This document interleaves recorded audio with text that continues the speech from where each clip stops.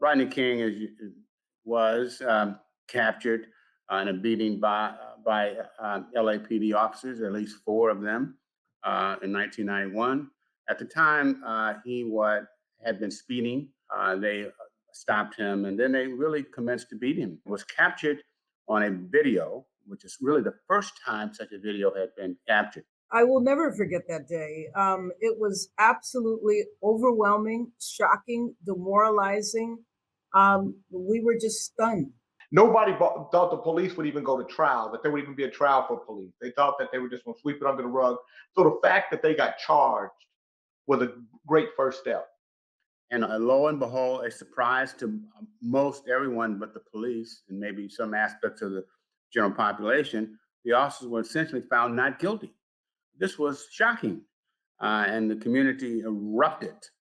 I felt like the police are on trial, and that when that verdict came down, what I felt like was, oh my God, it's going to be open season on Black and brown people. Even being videotaped and seeing what happened didn't produce justice. So it was a profound feeling of overwhelming grief and sadness that it didn't seem to matter. So there was this eerie calm before the verdict, and then everything blew up.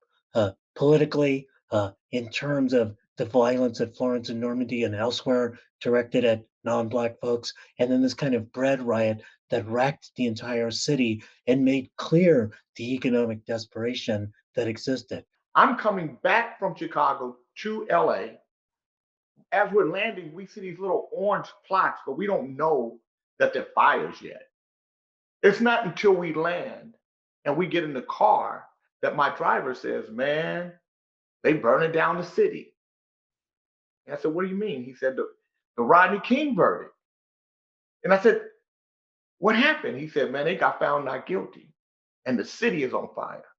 That as someone who had spent a lot of time trying to build ties between communities, try to do the bridge building, in particular between African American and Latino and Asian communities, but including white allies as well, that hope around kind of multiracial bridge building and multiracial coalitions felt pretty shattered by the civil unrest.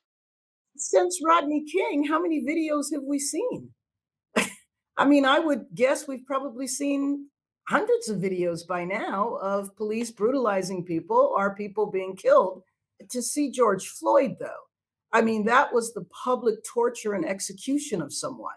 We saw 3 police officers acting with impunity, murdering George Floyd, in this case aware that they were being captured on cell phones, but thinking that there would be no consequence for it. We're watching a Black man being murdered by a police officer, and people are actually watching and filming. When I saw that video, I wondered again, will this be a moment? Will this be a moment that we finally recognize what has been going on for generations, and will we be able to bring about change? I still have that question mark with me. There is a new trial going on. Will this trial produce justice? Will that video be enough?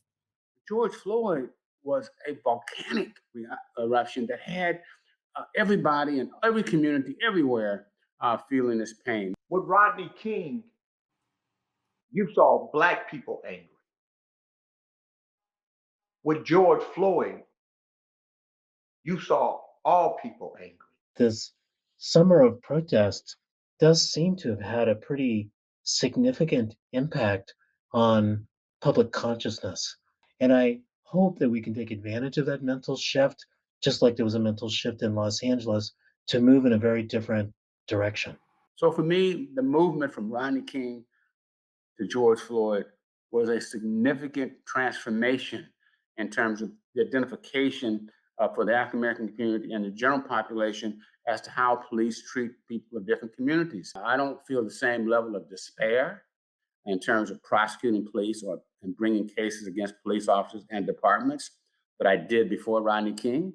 I hold out hope that the jury, when it is seated and the trial happens, that they will do the right thing.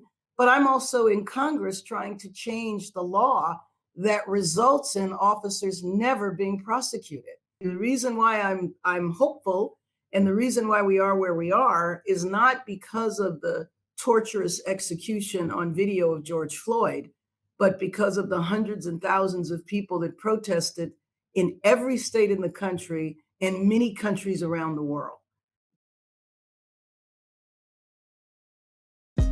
Hey, thanks for watching. If you like this video, check out these other videos from USA Today to stay up to date with all the latest news.